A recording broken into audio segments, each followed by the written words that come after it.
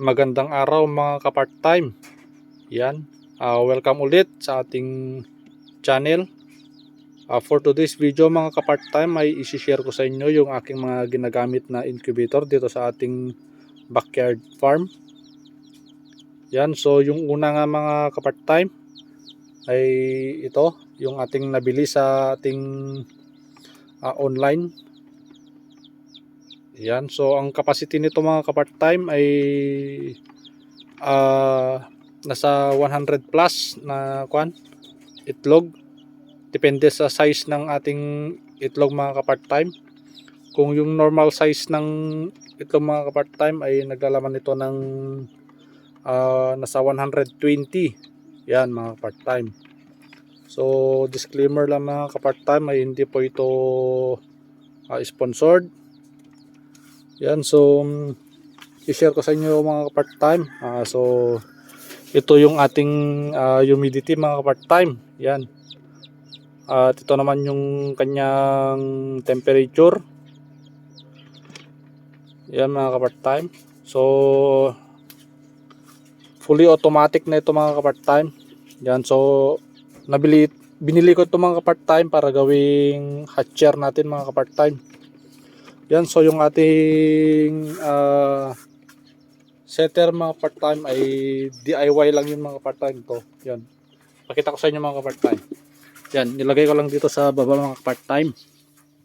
Yan, so gawa lang to sa styro mga part-time na DIY lang natin. Yan, so buksan natin mga part-time.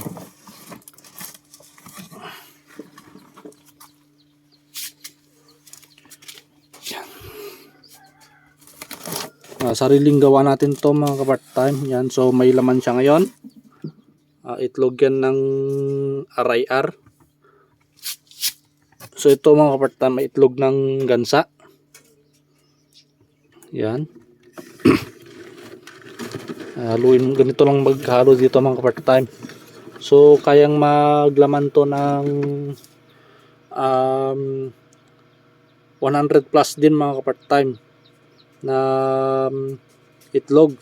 So yung isang tray kaya maglaman ng 50 plus. Bali di dalawa ito ka-part-time. Yan. Yung isa dito. So nandun yung ating bulb na pampainit, saka yung fan. So ito naman yung tubig natin mga part-time.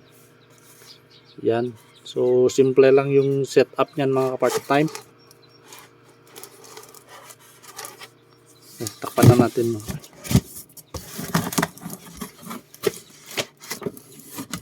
Ay, so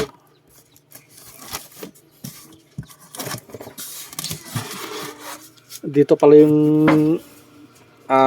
thermostat. Yan, yung sensor ng thermostat mga part-time.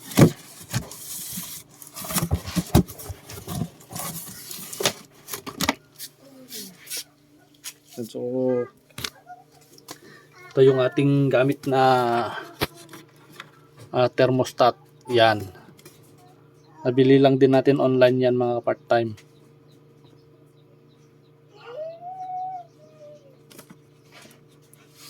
Yan, so balik tayo dun sa ating incubator na isa. Yan, so may laman ito na 15 na pirasong pinapapisa ko mga part-time. So i-check natin. Yan, buksan natin mga part-time. Yan. So parang isa na lang ata yung